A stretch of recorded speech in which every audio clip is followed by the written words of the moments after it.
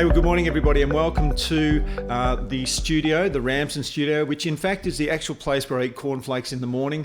So welcome to just after breakfast studio time. I've got Shabu with me.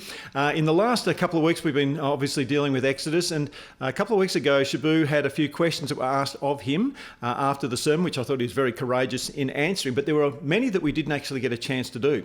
So what we're going to do in a series of little videos is to deal with some of those questions as best we possibly can, not going into huge depth. In fact, the reality is some of these could turn into sermon series because of the depth of the questioning and what's behind them. But what we want to do is, and our intention is to give you a quite simple answer as we see it, and as Scripture sees it, as we see Scripture sees it, to some of these questions. So we're going to get started with this morning.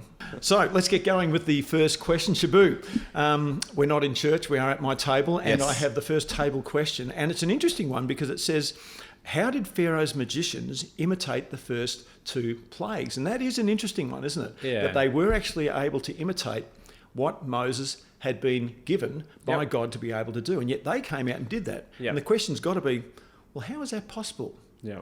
What do you reckon, mate?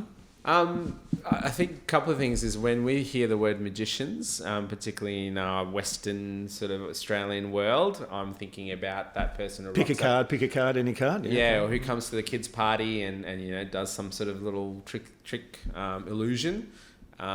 In the ancient Near East world, a magician was as close to a priest. Or someone who worshipped the foreign god or was a priest to that foreign god. Okay, so these guys were like Pharaoh's priests, secular style. That's right. And so they were sorcerers. They practiced what they call dark arts or magic arts. And the biblical view is that they were most likely and were empowered through demonic forces. And that was something that was quite normal in that time. Actually, there's a passage in Deuteronomy, because Genesis, Exodus, Leviticus, Numbers, Deuteronomy, all written by the same person. Yep. So in Deuteronomy chapter 32, this is what it says. It says, they stirred him to jealousy with strange gods, with abominations that provoked him to anger. They sacrificed to demons that were no gods, to gods they had never known, to new gods they had come recently, whom your fathers had never dreaded.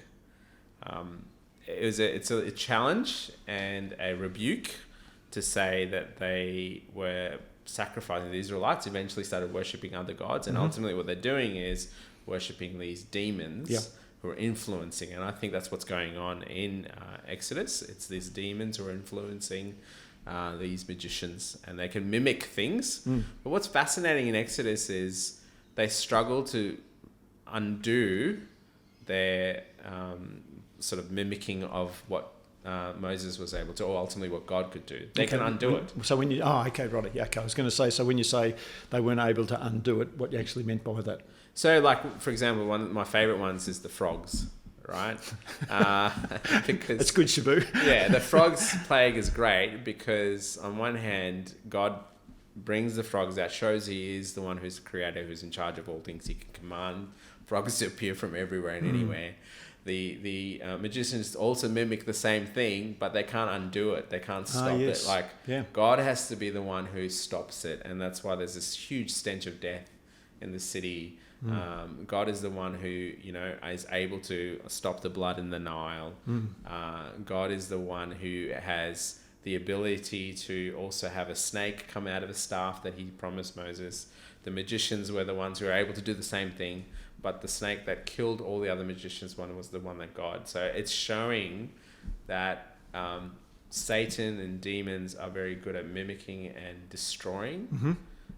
They are unable to create and recreate. Like God is the only one who can do that. Yeah, good answer. It's interesting too, when you think about some of the plagues, you have the killing of all the firstborn. That was sort of like the frog plague in many respects, wasn't it? Because everybody croaked. It's good. So all jokes aside, for the moment, it's interesting when you get into miraculous signs and demonic signs compared to what Jesus was doing in the New Testament. Because one thing that really differentiates Jesus from demonic signs or satanic influence is simply this. satanic influences and demonic influences could not raise people from the dead. Yep. And there's a huge difference when it comes to that. And certainly that would be the case in the Old Testament too, that God could raise people to life, and yet you won't find these demonic forces doing that. Yep. And that's one way to be able to differentiate.